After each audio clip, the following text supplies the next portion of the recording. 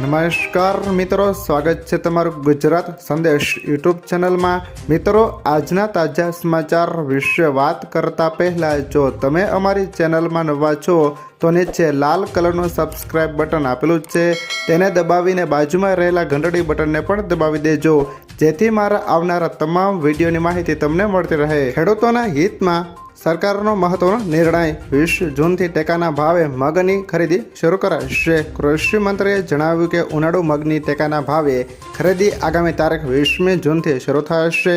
ખેડૂતો પાસેથી ટેકાના ભાવે આશરે ₹108 કરોડની કિંમતોનો 12,643 મેટ્રિક ટન જેટલો જથ્થો ખરીદી કરવાનું અનુમાન છે। ક્વિન્ટલ 8,558ના ભાવે ખેડૂતોને મળશે। મગની ખરીદી કરવા રાજ્યના 45 કેન્દ્રો શરૂ થશે। ગત તારીખ 14મી જૂનથી ખેડૂતોની નોંધણી શરૂ કરાઈ છે। ત્યારબાદના મહત્વના સમાચાર વિશે વાત કરીએ તો ટ્રુ કોલર વગર પણ ફોન કરનારનું નામ દેખાશે। સરકારના આદેશ પ્રમાણે ટેલિકોમ કંપનીઓ હવે નંબરની સાથે નામ પણ બતાવશે, એટલે કે હવે ટ્રુ કોલર જેવી એપની જરૂર નથી। ફોન આવશે ત્યારે અજાણ્યો નંબર હશે તો તેનું નામ પણ આવશે। હાલ હરિયાણા અને મુંબઈમાં ટ્રાયલ શરૂ કરાયો છે।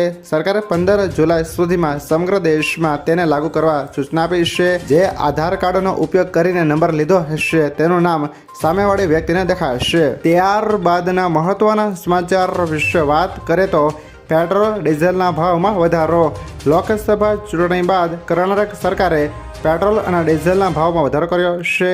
કર્ણાટકની સરકારે પેટ્રોલ અને ડીઝલ પર લેવામાં આવતો સેલ્સ ટેક્સ વધારી દીધો છે, જેના કારણે ઇંધણના ભાવમાં વધારો થયો છે।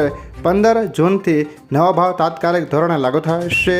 પેટ્રોલ ₹3 અને ડીઝલ ₹3.2 મોંઘું થયું છે। કર્ણાટક સેલ્સ ટેક્સ પેટ્રોલ પર 25.92% વધારીને 29.84% અને ડીઝલ પર 14.3% વધારીને 18.4% કરવામાં આવ્યો છે।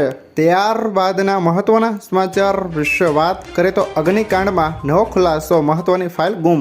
રાજકોટ અગ્નિકાંડમાં હવે એક નવી અને ચોંકાવનારી વાત સામે આવી છે। કમિશનર કચેરીમાં 2021ના વર્ષની એક ફાઇલ ગુમ થઈ ગઈ છે, જેમાં તે વર્ષમાં પોલીસે આપેલી મંજૂરી અંગેની માહિતી હતી। ટીઆરપી ગેમ ઝોનનું ઉદ્ઘાટન પણ આ જ વર્ષે થયું હતું। ફાઇલ મળે તો જ ખબર પડશે કે કયા પોલીસે અધિકારીએ ગેમ ઝોનને મંજૂરી આપી હતી। આ અંગે ગૃહ મંત્રાલયે તપાસના આદેશ આપ્યા છે। તમને શું લાગે છે, ફાઇલ ગુમ થઈ છે કે ગુમ કરી દેવાય છે? ત્યારબાદના મહત્વના સમાચાર વિશે વાત કરીએ તો વીજળીના કડાકા ભડાકા સાથે વરસાદ। ચોમાસાના આગમન બાદ હવે રાજ્યમાં 7 દિવસ ભારે વરસાદી માહોલ જોવા મળે છે। આગામી 7 દિવસ ભારે વરસાદની આગાહી કરવામાં આવી છે। વીજળીના કડાકા ભડાકા સાથે કેટલાક જિલ્લાઓમાં ભારે વરસાદ થશે। દક્ષિણ ગુજરાતમાં ભારે વરસાદની આગાહી છે। મધ્ય ગુજરાત અને સૌરાષ્ટ્રમાં પણ વરસાદની આગાહી છે। ઉત્તર ગુજરાતમાં અમુક જિલ્લાઓમાં મેઘરાજાનું આગમન થઈ શકે છે। રાજસ્થાનમાં સાયક્લોનિક સર્ક્યુલેશન સક્રિય થયું છે, જેની અસર ગુજરાતમાં થશે। ત્યારબાદના મહત્વના સમાચાર વિશે વાત કરીએ તો વીમા વગર વાહન ચલાવશો તો દંડની સાથે જેલ। રસ્તા પર થતા અકસ્માતના જોખમને રોકવા માટે કેન્દ્ર સરકારે મોટી એક્શન લીધી છે। હવે ગાડીઓનો થર્ડ પાર્ટી વીમો હોવો જરૂરી કરી દીધો છે। મોટર વ્હીકલ એક્ટ 1999ની ધારા 146 અંતર્ગત ભારતીય રસ્તા પર ચલાવતી તમામ ગાડીઓના ફરજિયાતપણે થર્ડ પાર્ટી વીમો લેવો જોઈએ। આવા લોકોને કાનૂનના ઉલ્લંઘન માટે દંડની સાથે સાથે જેલમાં જવાનો પણ વારો આવી શકે છે।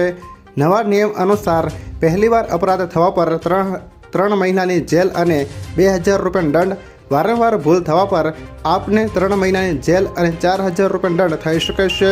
જો આપની ગાડીનો ઇન્સ્યોરન્સ પણ ખતમ થઈ ચૂક્યો છે અથવા થવાનો છે તો તાત્કાલિક પોલિસી રિન્યૂ કરાવી લેજો, નહીંતર આ ભૂલ ભારે પડી શકે છે।